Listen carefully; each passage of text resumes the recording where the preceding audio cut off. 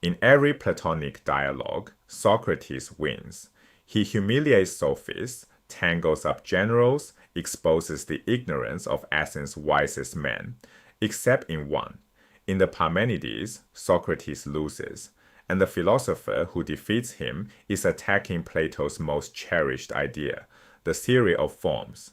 The Parmenides sits at the end of Plato's middle period, after the Republic, the Symposium, the Phaedrus.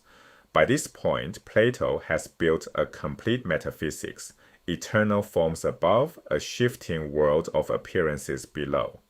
Then he writes a dialogue that puts that entire system on trial. He hands the prosecution to the historical Parmenides, the most formidable logician of the previous generation. This is public philosophical self-criticism.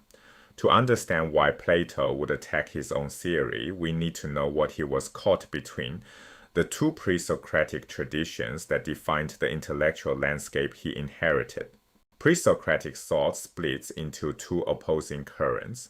On one side, the naturalistic and pluralistic tradition, the Ionian physicists, Thales, Anaximander, Anaximenes, then the atomists Empedocles and Democritus, and Heraclitus as their ontologist. Their world is matter in motion, many beings, constant flux. On the other side, the mentalistic and monistic tradition, Pythagoras with his mathematical mysticism, and Parmenides, founder of the Eleatic school. Their world is one, being, eternal, unchanging. Two answers to the same question. What is real? Plato spent his career trying to honor both. Start with Heraclitus. His ontology, his account of what exists, is captured in a single image. You cannot step in the same river twice. By the time your foot returns, new water has rushed past.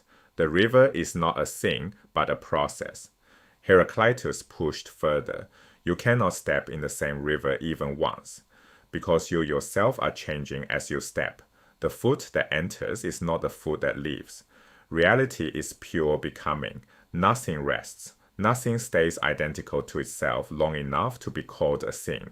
If Heraclitus is right, knowledge gets harder. If every object is constantly changing, no fixed description can ever be true. The sophist Protagoras drew the consequence. Man is the measure of all things. Truth becomes whatever appears to each perceiver in each moment. There is no shared reality to anchor to, only a swarm of private experiences. This is the centrifugal force in Greek thought. Reality flying apart, pluralism into relativism, relativism into the collapse of objective knowledge. For Plato, watching the sophists in Athens, this was an emergency.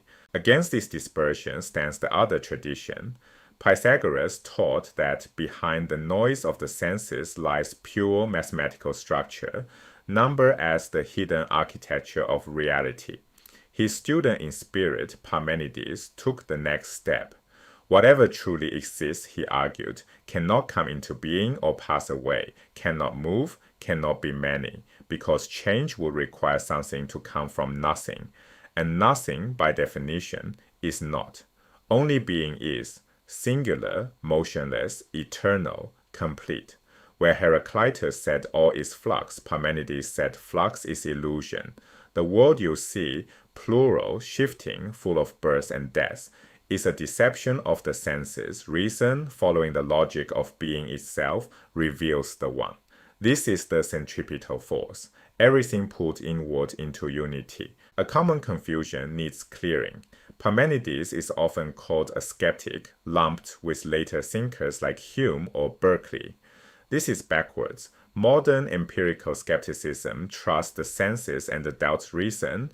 What we see is real, our concepts may not be. Parmenides does the opposite. He is a logical skeptic. He trusts reason absolutely and discards the senses entirely. If logic says being cannot change, and the senses report change, then the senses are lying. Logic wins.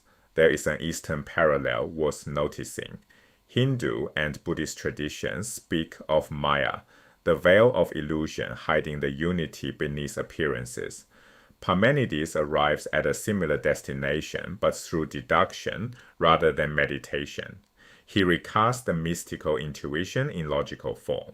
Hold the two side by side, Heraclitus, ontology of becoming, knowledge through the senses, reality as many, flux trusted modern echo in empiricist relativism. Parmenides, ontology of being, knowledge through logic, reality as one, senses discarded modern echo in logical monism and the mystical traditions, East and West. Every serious Greek philosopher after them had to take a position between these poles. Plato's answer was not to choose. His answer was to build a two-story universe and assign each tradition its proper floor. Now we can see what Plato was really doing. The theory of forms is a peace treaty. The sensible world, what you see, touch, taste, Plato gives to Heraclitus. Down here, everything flows. Nothing is fixed. The world of forms, justice itself, beauty itself, the circle itself, Plato gives to Parmenides. Up there, everything is eternal, unchanging, singular, perfectly itself. Centrifugal flux below, centripetal unity above, and the human soul ascending from one to the other through dialectic. It is an elegant compromise. The Parmenides is the dialogue where Plato asks in public whether the compromise actually holds. He has the old Eleatic point at the forms and asks sharp questions. Many of them Socrates cannot answer. That is the moment that matters, not whether Socrates loses, he does, but that Plato wrote the loss. He stages his own series' hardest cross-examination and then lets the objections stand. The forms survive the Parmenides, but they leave it changed. Plato's late dialogues, the sophist, the statesman, the philebus, are the work of a philosopher who has been forced to revise.